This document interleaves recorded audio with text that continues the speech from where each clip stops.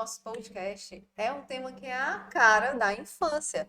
É o brincar e sua importância no desenvolvimento infantil. E hoje a gente está com uma convidada super especial, minha xará, Marcela, que ela vai se apresentar um pouquinho e contar da sua trajetória profissional para a gente. Seja bem-vinda, Marcela! Obrigada, Seja bem-vinda, gente. Marcela. É um prazer estar aqui para falar desse assunto que eu amo, né? E como vocês disseram, é a cara da infância, né? Falando um pouquinho de mim, eu acho que eu sempre quis duas coisas na vida, assim, ser pediatra e ser mãe, né? Eu não sei o que que veio primeiro, né? Mas a pediatria, ela tá na minha vida desde muito cedo, né? Eu tive uma irmã, eu perdi uma irmã quando eu era criança. E aí eu vivi muito nesse contexto de hospital, do cuidado, e eu sempre tive essa vontade, né, de cuidar, dar o mesmo cuidado que a minha família teve, eu dar para outras pessoas. E aí, então, pediatria já estava assim, antes da medicina já estava no script. E aí eu fiz medicina na Universidade de Fortaleza, na Unifor. Num dos últimos anos do curso, eu fui para a Irlanda, fiz um ano de medicina na Irlanda. Que bacana. E isso foi muito importante, assim, fora, né, o intercâmbio cultural, mas eu acho que o vivenciar a medicina de uma outra forma, né, de ver uma medicina mais preventiva, uma medicina mais integrativa, preocupada ali com o ser humano por inteiro. E aí eu voltei, fiz pediatria no Walter Cantídio, né, no Hospital da UFC, e aí durante a pediatria eu tive a oportunidade de ter dois filhos. E super desafio conciliar tudo, mas foi um período que eu me aprofundei muito no estudo do desenvolvimento infantil. E aí eu acabei tendo a oportunidade de ir para a USP, fiz um mês de um estágio num ambulatório só de desenvolvimento e comportamento, e fiz 2 meses aqui no IPRED, né, que é o Instituto da Primeira Infância, que eu sou completamente apaixonada. E que envolve muito isso, né? A valorização, o proteger a primeira infância, o cuidar desse desenvolvimento. Porque antigamente o pediatra estava preocupado em doenças infecto-contagiosas, em hidratar e salvar a E, criança, é, e ver né? se a criança, quando era assim, consulta de rotina, se ela estava crescendo, né? Crescendo, isso, exatamente. Marcos do desenvolvimento no máximo e Exatamente. peso e estatura, né? E hoje em dia a gente vê que a pediatria é muito mais que isso, né? A gente está tendo que se aprofundar muito pelos transtornos de desenvolvimento de comportamento que estão aparecendo e para ajudar essas famílias a estimular o maior potencial que aquela criança pode ter. Então, eu me apaixonei, né, por essa área. Atualmente, eu faço consultório. Então, o meu tempo é para as minhas famílias do consultório, para estudar desenvolvimento e também sou médica voluntária do IPRED. Que bacana, obrigada pelo compartilhar. O legal, né, quando a gente vira mãe, acho que eles viram nossos experimentos, Com né? E certeza, a gente aplica o que a gente estuda com eles e assim é muito gratificante. com certeza. E adentrando no nosso tema, Marcela, acho que a principal pergunta para nortear a nossa conversa hoje, mas o que é o brincar? Acho que é uma pergunta que parece óbvia, Bem óbvio, mas mas Mas a resposta é a complexa. resposta é bem complexa. É. Assim, eu gosto de pensar no brincar como um instinto, né? É da criança, né? É do ser humano, desde o nascimento. Então, o bebê, ele já brinca. Dizem que na gravidez, na gestação, lá por volta de 20 semanas, o bebê já brinca. Foi feito um estudo que eles fizeram um ultrassom, né? Nas crianças que tinham o estímulo da mãe cantando e nas mães que não fizeram esse estímulo. E você via a criança rodopiando ali no ultrassom morfológico. Então, ela já está brincando, né? E esse brincar começa desde o nascimento. O primeiro brinquedo da gente é o nosso corpo. Então a criança está se descobrindo, né? A criança, ela é ao brincar, ela se constitui como sujeito no brincar, né? Eu gosto muito de uma frase do Albert Einstein que ele fala que o brincar é a forma mais alta de pesquisar, porque a criança está pesquisando. A gente pensa que não, mas a criança ela está criando ali hipóteses e se testando, né? Então não tem aquela fase que a criança joga o garfo no chão, fica Sim. tudo joga no chão. tudo joga no Para chão. a criança tudo é possível. Ela não sabe se ela vai jogar no chão e se vai cair no chão. Para ela pode sair voando, pode ficar ali parado, Ou ele pode voltar para a mão pode dela. voltar. Então ela pensa todas essas hipóteses, né, essas possibilidades e ela se testa, né? Então o brincar é essa exploração, é a linguagem, né, da forma mais pura e genuína da criança. E por que que eu achei massa, assim, fiquei muito feliz com esse convite para falar desse tema?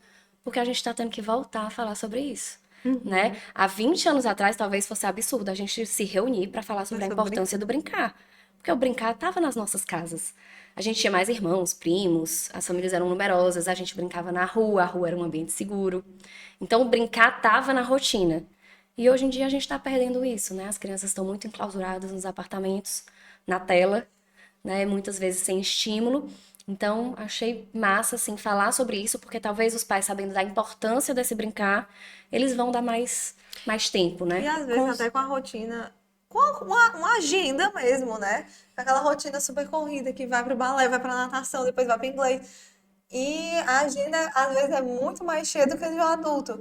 E os pais não entendem que, às vezes, eles precisam desse tempo de... É o ócio, né? Eles precisam estar em casa Exatamente. brincando, Eu criando. digo que isso é uma das coisas que atrapalha o brincar, né? É. Na pediatria a gente fala que são os mini executivos.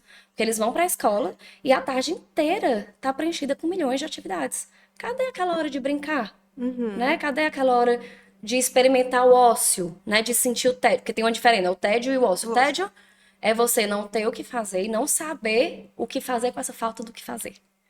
O ócio é você ter esse tempo livre para contemplar, né? Para pensar nas pequenas coisas, para ver ali aquela formiguinha andando, carregar na plantinha, para brincar de cola, colocar cola na mão e ficar tirando as casquinhas, né? A gente adorava brincar disso.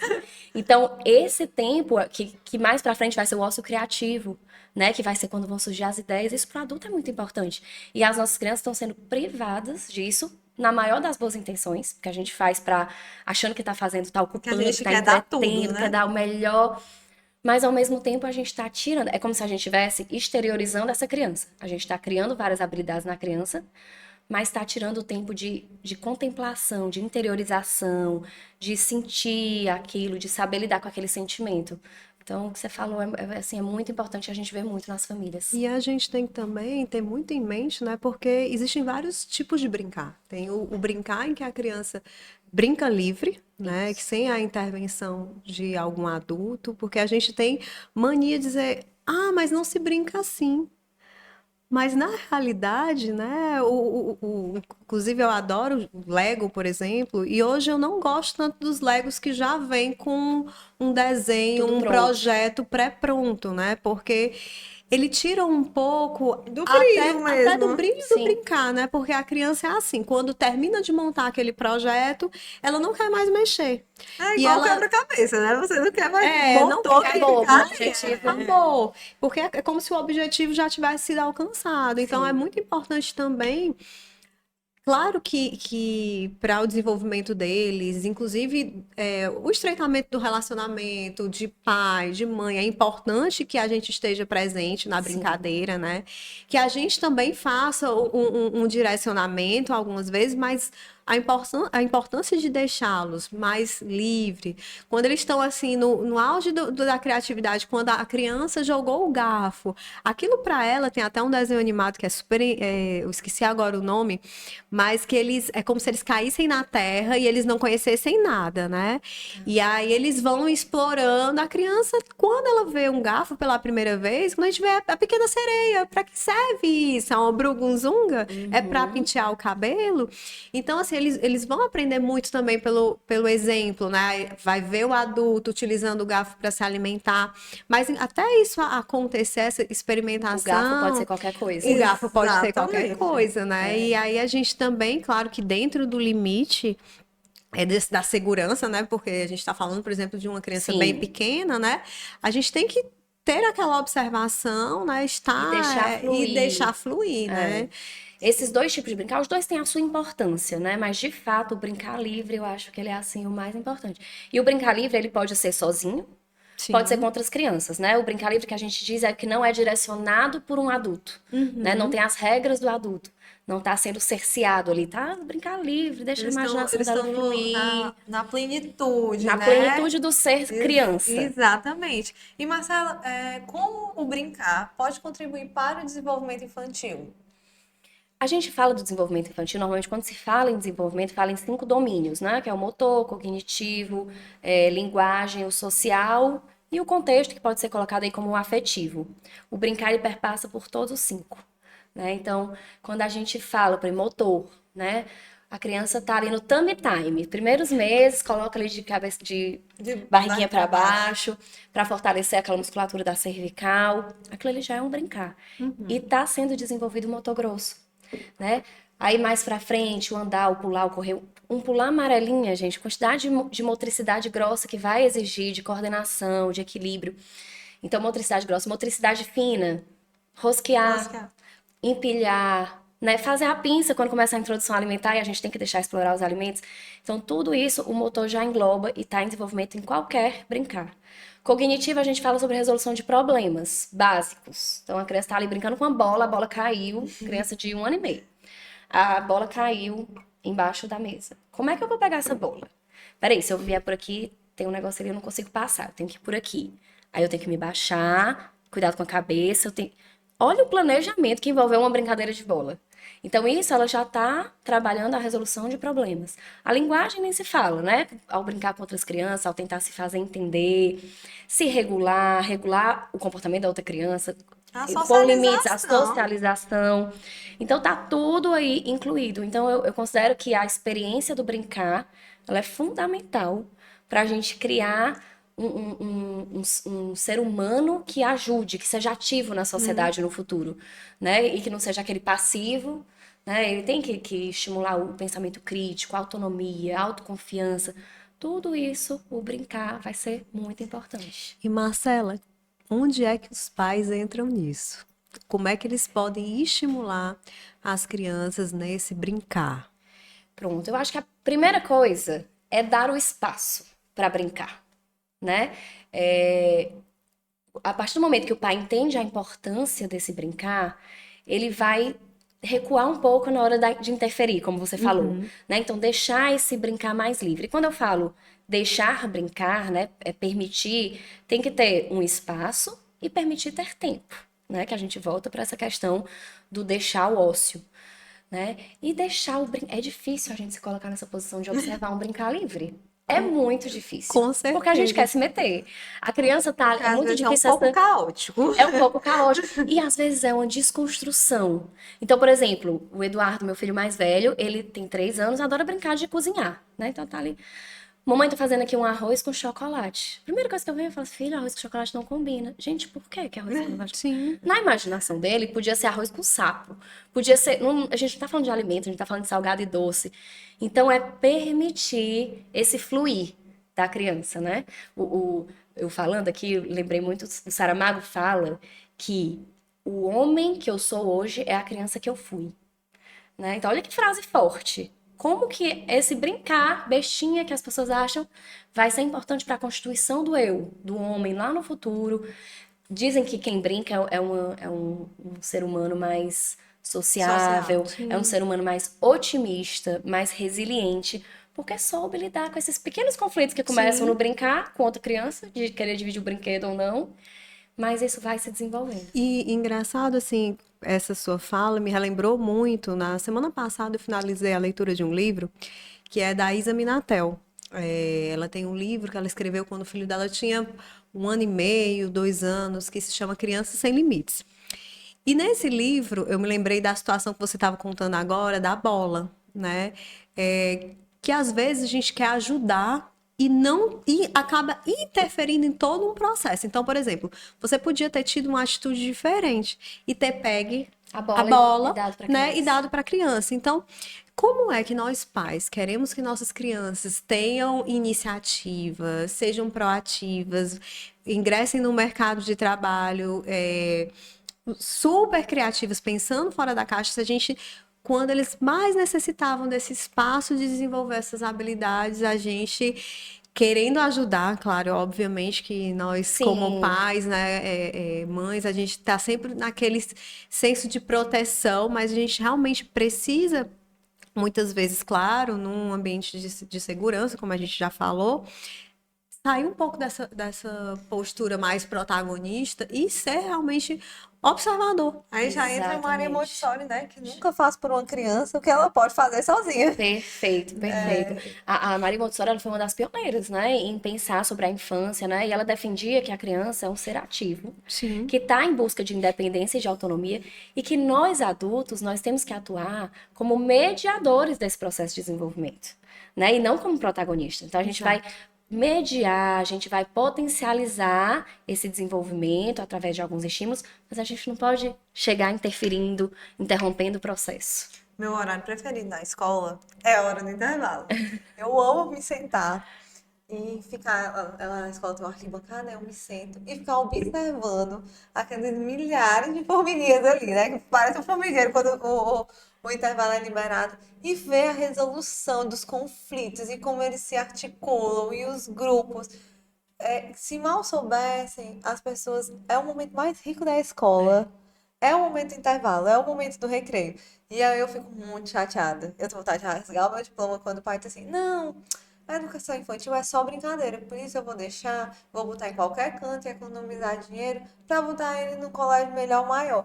Eu vou ter vontade de dizer assim: não faça isso não, porque você tá tirando a fase mais importante do seu filho agora, brincar.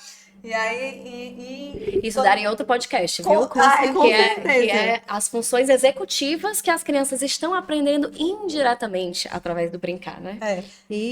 O intervalo é algo que é importante citar também, que se você prestar atenção, existem estudos, né, sobre isso, eles vêm sendo cada vez mais reduzidos, né? E infelizmente é necessário, sim, o investimento Quando na passa por parte. Fundamental 1, eu fico muito triste. O investimento na parte acadêmica, ele é fundamental, mas o intervalo, aqueles 30 minutos, 25 a 30 minutos, em que ele está ali vivendo o que ele vai enfrentar na vida adulta, que é saber argumentar, e vai começar a construir o senso crítico dele, vai saber resolver conflitos. Cara, se toda escola soubesse. E ser ativo, né? Com Gente, as nossas crianças certeza. têm muita energia. Então a gente pensa hoje, né? As crianças passam a maior parte do tempo no apartamento, numa tela, sem fazer muita coisa. Aí vai pra escola, é aquele momento de explosão de energia. Eles contam segundos pro intervalo chegar. Sim. E essa explosão de energia, esse correr, esse brincar, essa interação, vai fazer com que eles voltem mais concentrados. Vai fazer com que o cérebro volte pronto para a aquisição de mais conhecimentos. Então, até pensando no lado acadêmico, é importante. É por isso que a gente até fala, né, que tem família que na semana de prova diz, olha, você não vai pro judô, você não vai pro Pelo futsal. amor de Deus! Não, Tira a válvula de não, escape da criança. a válvula de escape. E é uma das, assim como o sono é algo que a gente faz a consolidação do aprendizado, a atividade física, ela também exerce esse mesmo papel. Então, por favor, pai, mãe, quem estiver nos escutando, Leve as crianças para as atividades extras na semana de prova. pelo não amor tem de Deus. problema, pelo contrário, vai ajudar. Sim, sim. E Marcela, deixa eu te perguntar, quais são as características de uma brincadeira educativa e como a gente pode identificar que aquela brincadeira está sendo educativa? Pronto, essa é uma excelente pergunta, né? Uma brincadeira educativa. Eu gosto de falar que o brincar, ele não tem que ter um resultado, um objetivo. O brincar, ele tem que acontecer, é o brincar ali. Então, a criança não tá brincando para aprender número, para aprender cores, sílabas, para aprender a falar inglês. Não, ela tá brincando, ela tá se descobrindo, né? Se colocando no mundo através da brincadeira. Então, eu diria que brincadeira educativa é brincadeira com pouca tecnologia. Porque, para mim, a tecnologia, ela, tirando os mini executivos, né? Tirando o excesso de estímulo, ela é o principal interferência negativa, é a principal interferência negativa no brincar. Porque hoje em dia, a gente. Vamos comparar, né? Os brinquedos da gente antigamente. Antigamente a gente brincava com caixa de sapato, virava um brinquedo. Né? A gente montava um carrinho, virava o barco, colocava só os bonequinhos ali do McDonald's dentro e virava, entrava na A caixinha fantasia. do McLanche já era o brinquedo, A né? caixinha do McDonald's, perfeito exemplo. Já é o brinquedo, não precisa de mais nada. Então, hoje em dia, os brinquedos estão ficando cada vez mais tecnológicos e mais passivos. Então, é muito brinquedo, até para os bebês, de ação e reação. Eu aperto ali, ele canta uma musiquinha para mim. E tá pouco brincar criativo, pouco brincar exploratório, né? Então, isso eu acho que atrapalha muito a, a criação mesmo, né? A imaginação, porque o brincar ele também envolve essa parte criativa. Enquanto o imaginativo, o simbólico está sendo desenvolvido, a criação da criança é muito importante. Stella, e como é que a gente pode ajudar, dar uma orientação aos pais de como escolher melhor esses brinquedos, esses materiais que a gente vai eh, trabalhar com a criança? Lá em casa, pelo menos, a gente recicla o lixo, né? E, gente, eu acho que é o local favorito da minha filha, né? Ótimo. Ela vai realmente. Tudo que a gente joga é uma caixa. Eu brinco que ela é catadora de lixo oficial. É, catadora de lixo oficial, né? Domingo a gente foi ao supermercado e ela sempre arranja alguma coisa no supermercado. Ela faz, já várias vezes, já vai ao supermercado, ela faz uma roupa de saco, né? Junta vários sacos e vai Que fazendo. massa, é isso que tem, é isso.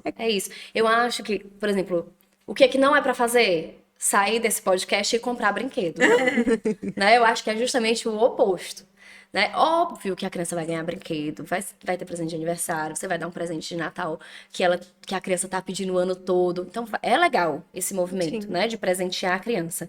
Mas o que a gente mais vê hoje em dia são os quartos lotados de brinquedos. E a criança fala, eu não tenho nada pra brincar. E os quartos de brinquedo, né? Que E os agora quartos tem de os quartos brinquedo. de brinquedo, né? Então, assim, eu sugiro duas coisas. Não cair nesse consumismo exacerbado, né? Porque eu acho que isso pode ser prejudicial. Então, a gente tem que dar um passo para trás nesse consumismo, porque as indústrias, elas vendem pra gente isso, né? Não é que a criança só quer um carrinho, ela sente necessidade de ter aquele carrinho. Ela E aí, precisa daquele ela carrinho. precisa, cria essa necessidade, e aí a indústria já vem com o carrinho pronto. A criança vai brincar 1 hora e vai deixar esse carrinho de lado. Então, eu acho que cabe a gente estimular, vamos construir um carrinho? Não é sempre que a gente vai fazer isso, porque eu sei que exige tempo. Mas vamos pensar em outra forma? Vamos construir esse carrinho, vamos no dia que pegar uma Coca-Cola, abrir ali a tampinha, vamos guardar essa Coca-Cola, olha, dá pra fazer o quê com isso aqui? Então, é estimular. E os brinquedos que tem em casa, outra coisa que eu acho muito legal que a gente faz lá em casa, é rodízio de brinquedos, né? Não deixar aquele quarto com um monte de brinquedo exposto, a criança não consegue enxergar nada. Então você guarda, né? Ou doa, né? Todo aniversário, doa os presentes que não, os brinquedos que não brincam mais. E aí tá uma manhã chuvosa, né? Como foi esse final de semana. Vamos ali pegar aquele quebra-cabeça. E aí vira o momento daquele quebra-cabeça, né? Outra coisa é não segmentar demais também. Eu vejo os pais que são mais organizados gostam muito de segmentar, né? Vai ser a caixinha do Lego, aqui é a caixinha da pista, aqui é a caixinha do carrinho. Eu já tô me enxergando aí. É legal, mas a gente tem que tomar cuidado com isso, porque a criança perde o poder Sim. de imaginar. Sim. A pecinha do Lego pode virar um avião que vai aterrissar na pista de carrinho, né? Então, deixar ali um ambiente para explorar, mas também não deixar muita coisa ao mesmo tempo. E Uma coisa, tam- sabe, quando eu vou comprar um presente, é assim, se o brinquedo tiver uma manual de instrução, eu não levo.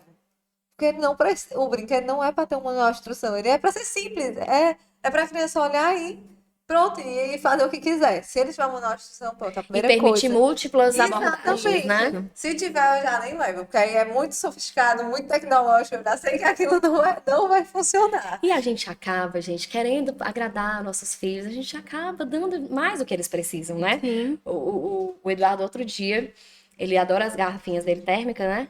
E aí ele já tem 2 garrafinhas térmicas. Mas ele viu um amiguinho que a garrafinha tem a alcinha. Alcinha. E ele queria a garrafinha com alcinha.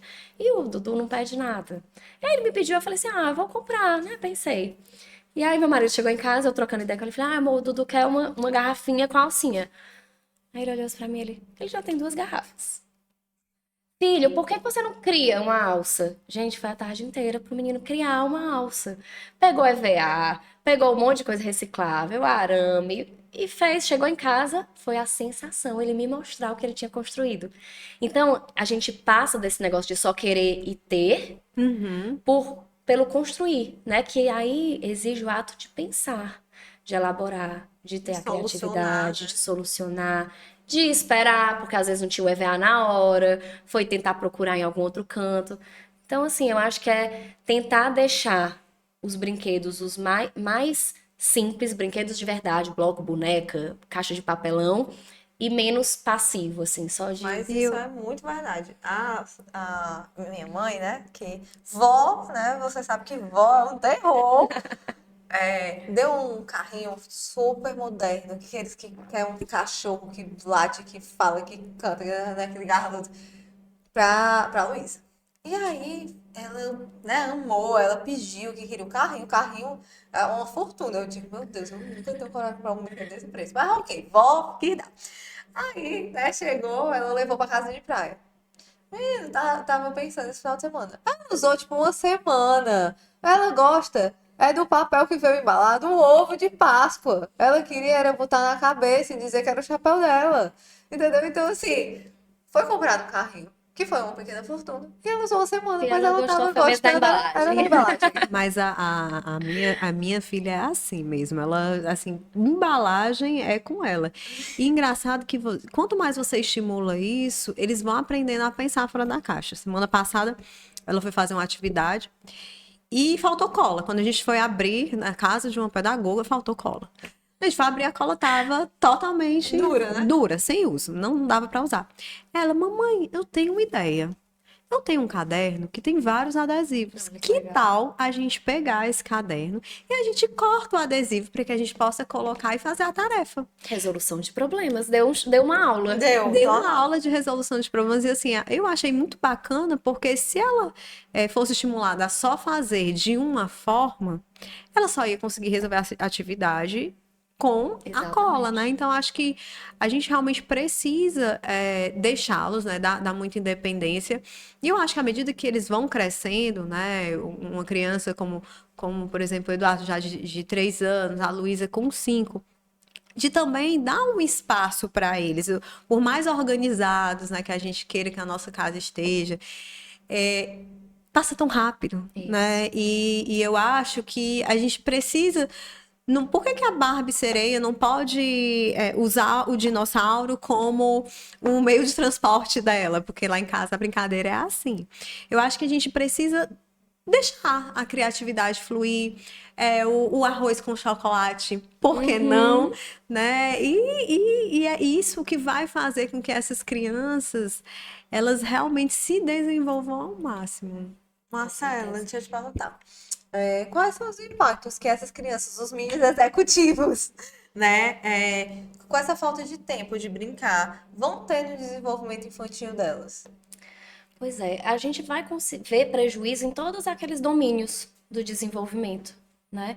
Tem uma pesquisa que eu achei super interessante trazer aqui, foi feita no Canadá com umas 2,5 mil famílias, em que eles viram o tempo de tela, né? Eu sei que esse assunto foi assim abordado de forma maravilhosa por vocês no outro podcast, e eu não vim falar de tela, mas quando a gente fala do tempo gasto na tela, é o tempo que está deixando de ser usado para brincar. Quando a gente fala dos mini executivos, é o tempo deixado, né, do brincar livre. Então, nesse estudo, ele mostrou assim, crianças de 2 anos ficavam 17 horas por semana na tela. Isso dá 2 horas e meia por Por dia. dia. 3 anos, 25 horas de tela por semana. Dá 3 horas e meia de tela Gente, eu por acho muito dia. fácil isso na tela por Com dia. 5 horas, com cinco anos, diminuía, porque aí já é a idade obrigatória, né? A gente tem que estar na Sim, escola, diminuía Sim. para 11 horas por semana. Mas assim, todas essas horas por dia já passaram do que é indicado pela Sociedade Brasileira de Pediatria. E aí viram a repercussão disso. Crianças com atraso de linguagem, atraso de fala, crianças com problemas de socialização, né? Crianças com dificuldade de motricidade fina. Então eu achei muito interessante, ele falava de que a criança chegava na escola e não conseguia segurar um lápis. Né? E o segurar o lápis parece uma coisa simples, mas não é uma coisa que é aprendida exclusivamente na escola. É uma coisa que está sendo treinada desde que a criança tem 4 meses de idade. A pinça A que a pizza. criança faz para se alimentar, o construir blocos, isso tudo está preparando a motricidade fina dela para ela chegar na escola e, com o mínimo de orientação, ela conseguir segurar o lápis. Então, eles estavam chegando na idade escolar sem conseguir fazer isso, com dificuldade. Né? Então, eu acho que tudo isso já é fruto do pouco brincar, sem saber resolver problemas. Né? São crianças que foram privadas de ter que usar a criatividade para brincar. E aí chega na escola, tem que resolver problemas básicos e não consegue, porque não conseguiu linkar essas habilidades. Marcela, não tá nem no script, mas eu achei tão relevante na sua fala que eu vou fazer essa pergunta. A gente tá falando do brincar coletivo, né? E às vezes a gente fica, por exemplo, vai pro parquinho, desce ali no prédio e fica olhando as crianças brincarem. Quando intervir, né? As crianças estão socializando, estão brincando e a gente vê que tem ali uma confusãozinha.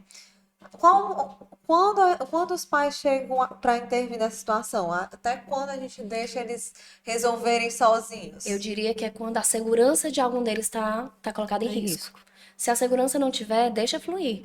Por exemplo, os meninos, as meninas, algumas meninas também, mas mais nos homens, eles têm a pulsão, né? Que é um termo usado na psicanálise, né? Sim. Essa vontade de brigar, de espada, de guerrear. Gente, a criança está explorando o mundo, né?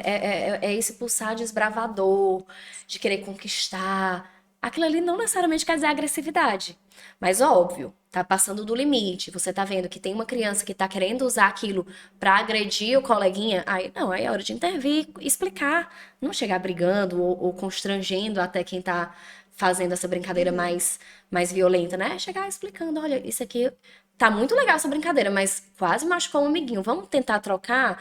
Então é redirecionar, mas eu, tirando essa parte de segurança, eu deixaria fluir.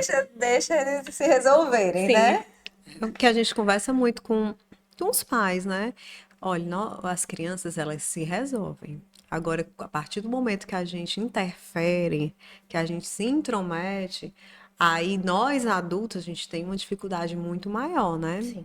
De tanto de desculpar, né? Quanto também de entender. A gente sabe e aquilo ali é algo que está sendo utilizado por aprendizado da criança. Eles vão ter discussões, claro que sem chegar na agressão física, né? Mas Mas até na agressão, eles vão ter a fase de morder, Sim. né? sim, Quem nunca teve o filho mordido ou o Ah, filho que mordeu? Então, acho que a gente, pai, também tem que entender que isso faz parte do desenvolvimento de uma sim. criança, eu vou né? te dizer, Elas estão pior do que o aprendendo teu filho mordido é de ser a mãe do que morde. Porque ser você julgada. é julgada, você fica morrendo de vergonha. Eu tenho muita pena quando eu chamo as mães. Olha, porque assim, o fulano tá mordendo. Nossa, é a mesma coisa, né? Porque Mas, Marcelo, eu acho que você já tem que começar falando assim: olha, a gente sabe que não é sua culpa, isso é normal, a gente tem que comunicar pra Sim, você saber, exatamente. pra você conversar, E as mães porque ficam realmente se morrendo de culpam. vergonha. É. Ficam morrendo de vergonha. Ai, mas, por favor, deixa eu ligar pra mãe pra me desculpar. Eu, não, é normal. Mas é complicado. mas não fiquem mãezinhas e É. paizinhos, porque faz parte da Faz fase parte. oral Faz deles, parte. né? É uma forma deles se comunicarem, né? Tá tudo certo. Exatamente. Às vezes é até felicidade demais. Tem criança que morde porque ficou tão eufórica de encontrar um Euforia. amigo e às vezes mordeu. Às vezes não, às vezes é porque quer o brinquedo mesmo. Mas isso aí elas vão aprendendo a se autorregular e a regular o outro. O que foi mordido também é aprender a se defender, Sim, né? com E, certeza. e eu acho assim, a gente está agora chegando ao finzinho da nossa conversa. Algo que me faz muito bem, que eu acho que eu gostaria de passar para as famílias também, é que experimente brincar. Nós somos crianças até o último dia de nossas vidas, né? E que a gente não perca isso. E eu acho que o brincar com os nossos filhos, a gente tem vários tipos, cada criança é diferente uma da outra. Tem criança que super verbaliza o que sente, o que pensa, mas tem criança que o brincar vai ser a forma de comunicar. É na fantasia, é no personagem que ela monta, é na brincadeira de fazer o desenho, o registro. Então, se você quer conhecer seu filho, sua filha, brinque com ele. Eu acho que isso para mim é quase que um lema para minha vida. Perfeito, perfeito, Manuela. Eu acho assim que a gente não podia sair sem falar sobre isso, né? Que o brincar, ele também é formador de vínculo, né? Sim. Essa Sim. conexão entre o cuidador, que aí não precisa ser só os pais, né? Os avós, o cuidador principal com a criança, esse vínculo que se forma é riquíssimo, né? E então a gente realmente tem que se reconectar com esse brincar. Falo muito assim, reconectar com a criança que você era, né? É Sim, difícil, é porque difícil. Uhum. ao longo da vida a gente foi sendo cerceado e foi criando camadas, endurecendo a gente para a vida. Mas o se reconectar com essa vitalidade da criança, com esse brincar. E eu não tô dizendo que é fácil, né? Não Não, é fácil a a gente gente deixar o mundo lá fora porque a gente tem os nossos problemas, as metas no trabalho a serem atingidas Principalmente depois pra de um brincar de dia boneca, de um dia de de um trabalho. dia de Eu, trabalho. eu digo que assim, eu gosto de brincar do que eu gosto, por exemplo. Sim, E aí a gente tenta encontrar um uma meio termo, afinidade, né? isso.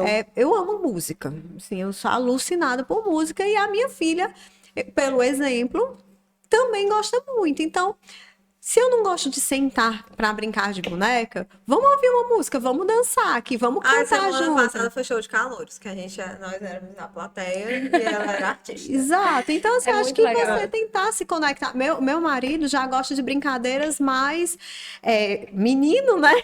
Ele já coloca a máscara de dinossauro, deixa a casa com as luzes todas apagadas, ele coloca a máscara e vai caçar a Sim, Luísa e nós vamos lá tentar se esconder. Então, essa sim. já é a brincadeira. Eu acho que é você. Ele não vai sentar para brincar de boneca porque ele não gosta, Uhum, ele não tem afinidade com aquilo ali, mas não sim. significa que ele não vai brincar. Eu acho que é a gente tentar também. Eu amo A Luísa precisa. disse que o pai dela, papai, o titia, o papai é muito mal educado. A Barbie dele arrota. Eu não gosto. E é até um estímulo para a gente encontrar a nossa afinidade, Exato. né? Com a criança, a Carolzinha, a mais nova, minha mais nova, ela também gosta muito de música, né? Ela e o Eduardo. E a música tá sendo meio que o acesso, né? Ela é muito Uhum. novinha, ainda 1 ano e 3 meses, mas assim, a música e o brincar de cozinhar é o que ganha pra ela, né? E como é importante esse vínculo. Eu e meu marido, a gente tava reparando que a gente tava brincando menos com ela do que com o Eduardo. Sim. Primeiro filho, né? A gente tinha mais Sim. tempo. E aí com ela a gente tava brincando menos. E aí eu falei assim, não, isso tem que mudar, né? Minha conexão com ela é aqui.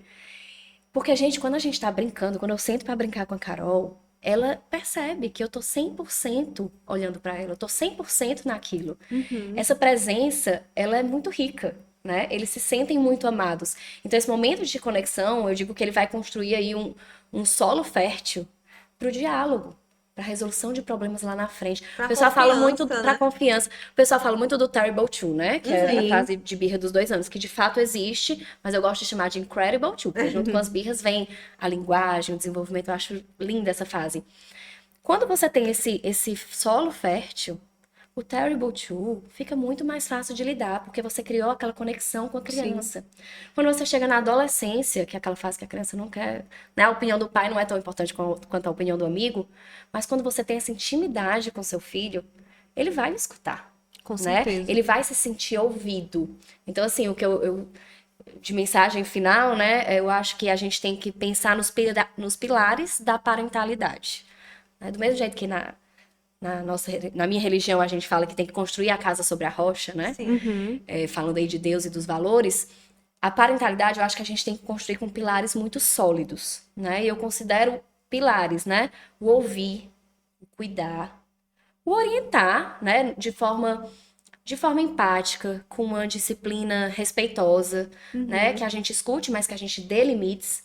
E um pilar que eu acho fundamental e que tem tudo a ver com o podcast de hoje são esses momentos de vínculo, são esses momentos de conexão com os nossos filhos, porque isso vai ser importante ao longo do desenvolvimento inteiro, né? Primeira infância, adolescência e lá num adulto feliz e realizado. E isso é muito verdade, porque a minha lembrança mais remota, acho que eu devia ter uns 2 ou 3 anos, era muito pequena para lembrar, mas era do meu pai brincando de esconder a minha chupeta. Ele dizia assim: esse bibi é meu, e eu dizia: é não, é meu. Então é isso, é a gente construir nossos filhos depois de 30 e Olha aí, alguns contando, anos. contando e fazendo o olho brilhar, né? A gente lembra e assim, é o que fica. É o que fica. Então, é que isso aqui seja um estímulo para os pais Isso. colocarem isso em prática, lembrarem do que gostavam de brincar quando criança, contar para os filhos, trazer essa experiência, né? Para os pais, para os avós, Sim, quantas histórias a gente não escutou sentada na barriga do meu avô, né? E contando os causos, né? Acho que que também é uma forma de brincar. Era uma com fantasia que certeza. criava na nossa cabecinha. Então é Acho que isso. a gente não podia terminar o podcast de uma forma mais linda, né?